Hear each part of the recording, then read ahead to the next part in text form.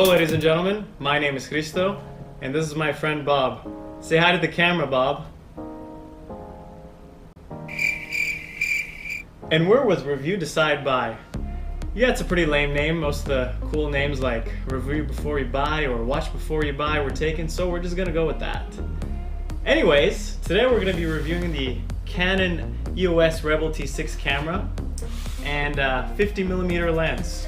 Now, this is a fairly standard spec camera, 18 megapixel, widely considered to be the camera for the amateur photographer.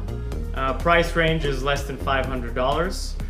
And for those of you who have Androids or iPhones that already have nice cameras on them, we're going to be seeing, is this really worthwhile to purchase?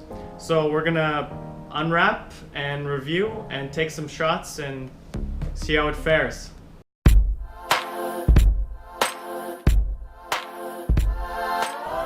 Alright, so let's open this baby up. And we start off with some instructions in both English and French because we live in Canada. Yeah, we're not going to be needing those. Register your EOS camera now. Yeah, we're going to do that later. Okay, so first thing we have is the charger for the camera, the actual camera itself, the lens, cord USB, a nice lanyard, the battery. So let's unpack this thing and check it out. Now, size is fairly standard, nice, relatively lightweight. Let's put the lens on and check how it fits, how it looks. Take out the covers. Really simple way to put it in is you compare the white on the lens to the white square on the camera itself.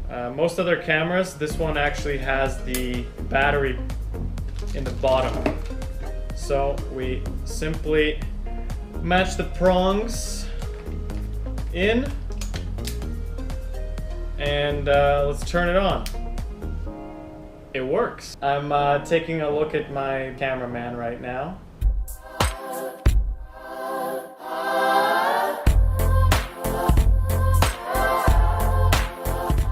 The one thing I really like about this camera is its focuses automatically for flash, unlike an iPhone where you actually have to press on the area of the screen where you want it to focus.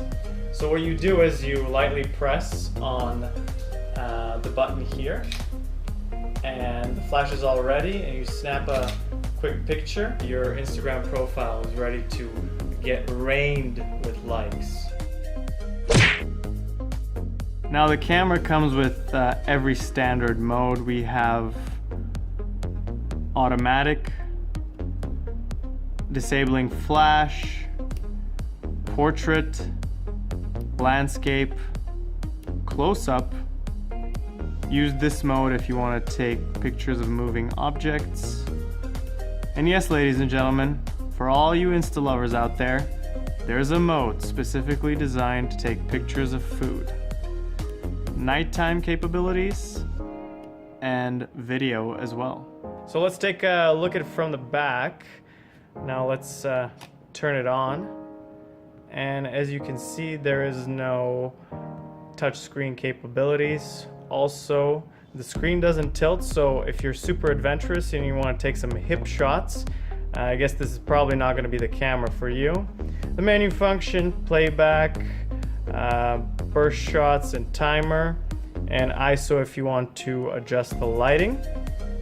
And you can use these for zooming in and out. It is an entry-level model, so there's nothing fancy. One really cool feature that I really like this camera is actually able to link it up with your phone. Just follow the instructions on the display and you'll be able to link it through the Wi-Fi. So you can actually see the images that were taken onto the camera and you're able to import them, which is going to be quite convenient instead of taking out the SD card and putting it in your computer. So it just goes onto your phone and you import it and it's all ready to be insta'd up Also, you can take remote shots via your phone on the camera, so this would be really beneficial if you're just wanting to set up a tripod and take a picture of yourself. Use your phone. So let's demonstrate quickly.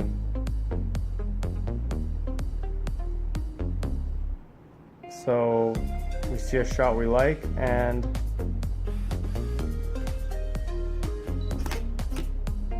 there we are.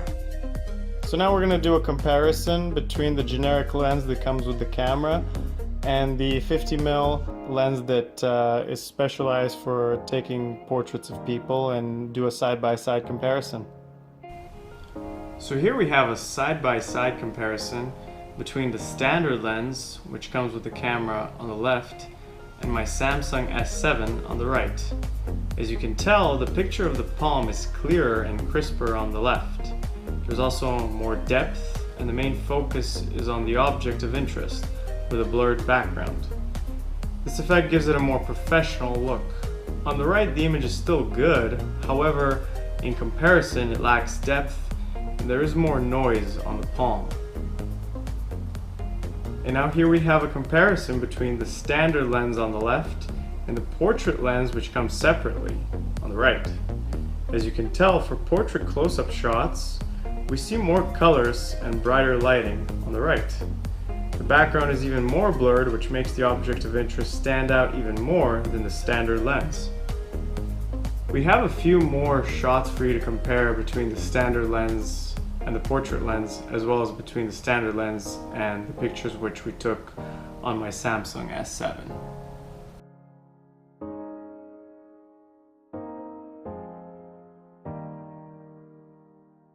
So to summarize, ladies and gentlemen, despite the fact that display wasn't touchscreen, and the fact that it's kind of a big thing to lug around in comparison to your sleek iPhone or Samsung, where you can just pull it out and quickly take a picture, I really enjoyed this camera. I enjoyed the quality of the pictures and the customizability. Bob, is that even a word? Anyways, put that in your dictionary. The customizability of the fact that you can change lenses to meet your pictorial needs. Definitely, I'm going to be keeping this camera and not returning it to the store. So I would give it a thumbs up. Any last words, Bob? Bob, you can't say that on camera.